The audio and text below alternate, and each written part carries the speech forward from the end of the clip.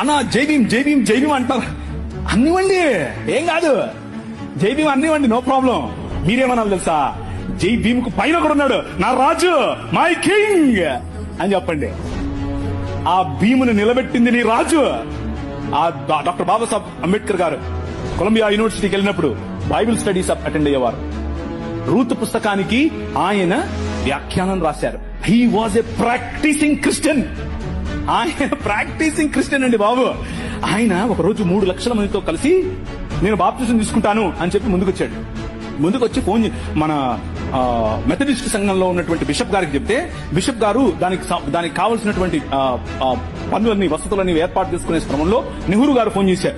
నెహ్రూ గారు ఫోన్ చేసి, ఏంటండి మీరు ఇలా చేస్తున్నారంట, ఇలా చేస్తే మీకు ఈ పొలిటికల్ అపోజిషన్ ఎక్కువైపోద్దని చెప్పాడు.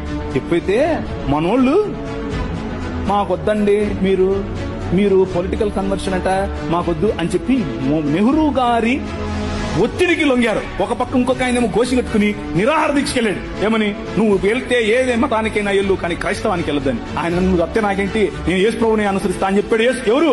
డాక్టర్ బాబాసాహెబ్ భీమ్రావ్ అంబేద్కర్. ఇది నేను కొత్తగా చెప్పేది కాదు, ఇది హిస్టరీ. This is history. ఆ జై భీమ్ వాళ్ళకి తెలీదు. చెప్పండి, వెళ్ళి ధైర్యంగా చెప్పండి.